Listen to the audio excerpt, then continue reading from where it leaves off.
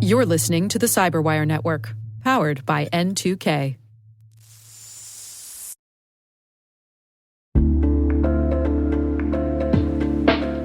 Most of our listeners who deal with legacy privileged access management products know they tend to be expensive, difficult to deploy, and hard to use.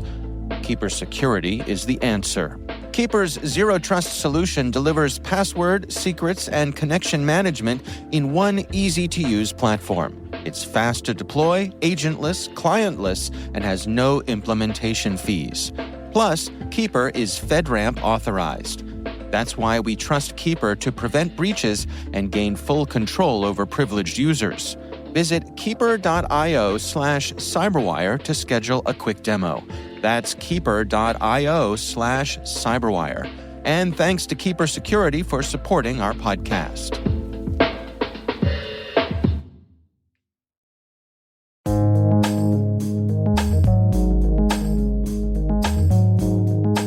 The word is APT.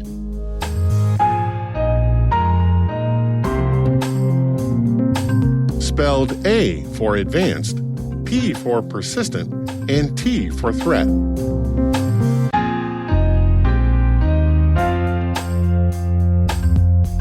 Definition: an acronym for Advanced Persistent Threat to describe hacker groups or campaigns, normally but not always associated with nation-state cyber espionage and continuous low-level cyber conflict operations.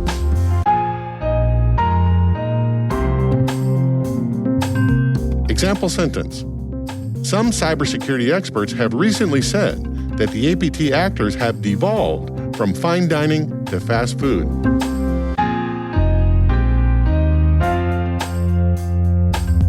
Origin and context. In the early 2000s, the U.S. military began to notice cyber attack campaigns against their networks that were a cut above the run-of-the-mill script kiddie attacks, web defacement operations, and low-end cybercrime that they typically blocked as a matter of course. These campaigns had a larger purpose, nation-state cyber espionage, and the groups behind them had a repeatable methodology that they used over and over again. The military eventually determined that the attacks were coming from the Chinese government and collected all of that activity under the then classified codename Titan Rain. By 2006, when the government realized that they needed to cooperate with the commercial sector in order to defeat cyber adversaries, they required a way to convey the ideas behind Titan Rain to people without security clearances. A U.S. Air Force colonel by the name of Greg Rattray started using the generic name Advanced Persistent Threat, or APT, in non-classified spaces, and the name stuck. When Colonel Rattray coined APT, it was an unclassified version of the codename Titan Rain, meaning that it stood for Chinese cyber espionage attacks. Over time, the definition started to expand to include any nation-state's cyber espionage operations, like Russia, the U.S., North Korea, and Iran. Recently, pundits started using it to refer to any operation, crime, espionage, hacktivism, and continuous low-level cyber conflict, where the attacking group lingered in the victim's networks for long periods of time, undetected, the persistence part of the acronym. Since 2018, these hacker groups have been lingering from anywhere between 30 days to over 3 years in some cases. In truth, the definition of APT is all over the map. If you're describing hacker groups, the Cyberwire recommends that you stay away from this label and use other, more precise language. For example, instead of saying the Chinese APT, say the Chinese cyber espionage group Keyhole Panda.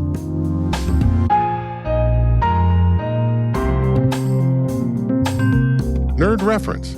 Dave Bittner, the host of the Cyberwire's daily podcast, interviewed Dr. Greg Rattray, now retired from the military, and currently the co-founder and CEO at NextPeak. Dr. Rattray had this to say about coining the APT acronym. I was the head of what's called the operations group of what was then the Information Operations Center, or Information Warfare Center.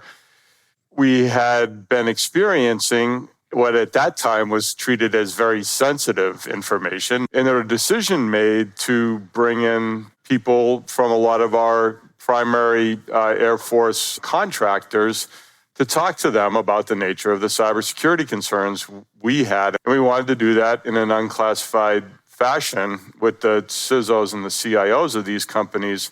So it led to, preparing a presentation.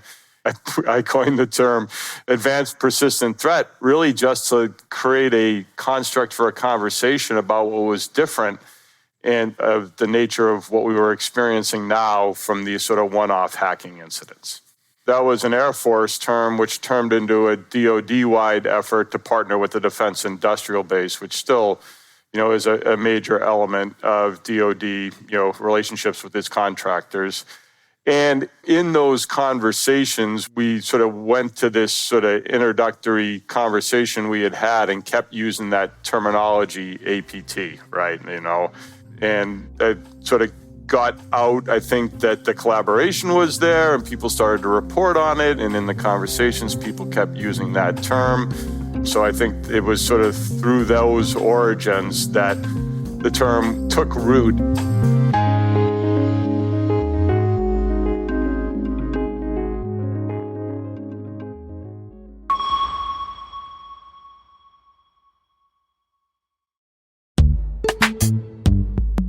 Identity architects and engineers, modernize your identity systems with Strata.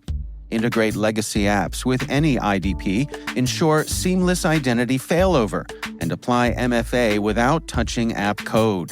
Strata offers robust, efficient identity management, reducing tech debt and enhancing security.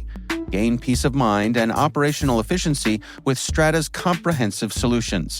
Visit strata.io/cyberwire, share your biggest identity challenge, and enjoy free AirPods Pro.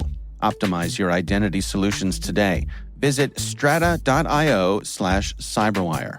And our thanks to Strata for being a longtime friend and supporter of this podcast.